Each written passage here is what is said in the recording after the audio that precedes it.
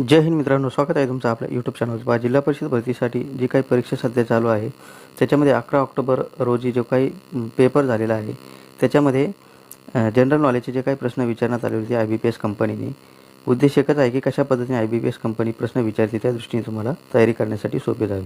लगेच आपण या ठिकाणी प्रश्नांना सुरुवात करणार आहोत। प्रश्न विचारण्यात आला होता, राष्ट्रीय बाल दिन कोणत्या दिवशी साजरा केला जातो? 16 नोव्हेंबर, 15 नोव्हेंबर, 14 की 12 नोव्हेंबर? तर पर्याय क्रमांक 3 योग्य राहील। 14 नोव्हेंबर या दिवशी पंडित नेहरू यांची जयंती असते, त्या दिवशी साजरा केला जातो। त्यानंतर पुढील प्रश्न आहे पहा, महाराष्ट्रातील नाशिक जिल्ह्यातून कोणत्या नदीचा उगम होतो? गोदावरी, कावेरी, नर्मदा की ब्रह्मपुत्र? लक्षात ठेवा, पर्याय क्रमांक 1 योग्य राहील, गोदावरी। त्यानंतर पुढील प्रश्न विचारण्यात आलेला होता, महाराष्ट्रातील एकूण क्षेत्रफळापैकी ठाणे जिल्ह्याने किती टक्के क्षेत्र व्यापलेले आहे? पहा, 1.1, 1.2, 1.3 की 1.7? पर्याय क्रमांक 4 योग्य राहील, 1.7%। त्यानंतर पुढील प्रश्न विचारण्यात आलेला होता, RBIचे सध्याचे गव्हर्नर कोण व्यक्ती आहेत? रघुराम राजन, उर्जित पटेल, शक्तिकांत दास की यापैकी नाही? पर्याय क्रमांक 3 योग्य राहील, सध्या शक्तिकांत दास हे RBIचे गव्हर्नर आहेत। त्यानंतर पुढील प्रश्न विचारलेला होता, महाराष्ट्र राज्याचे राज्यपाल कोण आहेत सध्याचे? पहा, रमेश बैस, मोहम्मद फजल, कसूर रेड्डी की यापैकी नाही? पर्याय क्रमांक 1 योग्य राहील, रमेश बैस। त्यानंतर पुढील प्रश्न विचारण्यात आला होता, महाराष्ट्र राज्याचे सध्याचे मुख्यमंत्री कोण आहे? अतिशय सोपा प्रश्न होता। तर उद्धव ठाकरे, देवेंद्र फडणवीस, एकनाथ शिंदे की यापैकी नाही? पर्याय क्रमांक 3 योग्य राहील, श्री एकनाथ शिंदे। त्यानंतर पुढील प्रश्न आहे, PRN मध्ये एकूण किती संख्याचा समावेश होतो? पहा, रेल्वे तिकिटाशी संबंधित हे PRN नंबर असतो, त्याच्यामध्ये एकूण किती संख्याचा समावेश असतो? पहा, 8 संख्या, 10 संख्या, 4 की 7? पर्याय क्रमांक 2 योग्य राहील, 10 संख्येचा समावेश त्याच्यामध्ये असतो।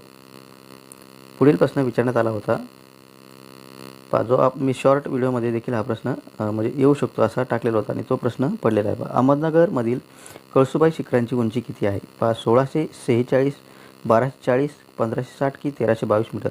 पर्याय क्रमांक 1 योग्य राहील, 1646 मीटर एवढी उंची आहे। त्यानंतर पुढील प्रश्न आहे विचारलेला होता, भारतामध्ये GST केव्हापासून सुरुवात झाली? पहा, 1 जुलै 16, 1 जुलै 14, 1 जुलै 15 की 1 जुलै 17? पहा, 1 जुलै 2017 पासून GSTला सुरुवात झालेली आहे। त्यानंतर पुढील प्रश्न विचारण्यात आलेला होता, महाराष्ट्रामध्ये एकूण किती महसूल विभाग आहेत? 4, 5, 6 की 7? पर्याय क्रमांक 3 योग्य राहील, 6 महसूल विभाग आहेत महाराष्ट्रामध्ये। पुढील प्रश्न विचारलेला होता, महाराष्ट्राचे मुख्य निवडणूक आयुक्त कोण आहेत? नीला सत्यनारायण, श्री मदनलाल, अरविंद पाल सिंग, मदन की वरीलपैकी सर्व? तर सध्याचे आपले मुख्य निवडणूक आहेत महाराष्ट्र राज्याचे अरविंद पाल सिंग मदन, लक्षात ठेवा। त्यानंतर पुढील प्रश्न विचारलेला होता, सर्वोच्च न्यायालयाच्या न्यायाधीशांचे सेवानिवृत्तीचे वय किती वर्षे असते? 62, 60, 65 की 70 वर्षे? पर्याय क्रमांक 3 योग्य राहील, 65 वर्षे। आणि उच्च न्यायालयाचे विचारलं तर लक्षात ठेवा 62 वर्षे, या दोन गोष्टी लक्षात घ्या। त्यानंतर पुढील प्रश्न विचारण्यात आलेला होता, चौदार तळे सत्याग्रह डॉक्टर आंबेडकरांनी कधी केलेला आहे? 20 मार्च 1922, 20 मार्च 1923, 20 मार्च 1927 की यापैकी नाही? पर्याय क्रमांक 3 योग्य राहील, 20 मार्च 1927 रोजी डॉक्टर आंबेडकरांनी चौदार तळे सत्याग्रह केलेला होता। त्यानंतर पुढील प्रश्न विचारलेला होता, भारत पाकिस्तानमधील सिमला करार कधी झालेला आहे? 4 जुलै 1970, 2 जुलै 1972, 2 जुलै 1977 की 2 जुलै 1975?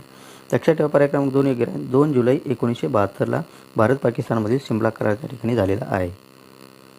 त्यानंतर पुढील प्रश्न विचारलेला होता, पहा, महाराष्ट्रात लोह खनिजा साठा कोणत्या जिल्ह्यात आढळतो? नागपूर, चंद्रपूर, भंडारा की सिंधुदुर्ग? पर्याय क्रमांक 4 योग्य राहील, सिंधुदुर्ग। त्यानंतर पुढील प्रश्न IBPS कंपनीने विचारलेला होता, पहा, 2023चा दादासाहेब फाळके पुरस्कार कोणाला मिळालेला आहे? पहा, रजनीकांत, अमिताभ बच्चन, शशी कपूर की वहिदा रहमान? तर 2023चा विचारला आहे, त्यामुळे चालू घडामोडीवर आधारित प्रश्न आहे। वहिदा रहमान यांना हा पुरस्कार त्या ठिकाणी जाहीर झालेला आहे आणि रजनीकांत, अमिताभ बच्चन, शशी कपूर यांना अगोदरच मिळालेला आहे।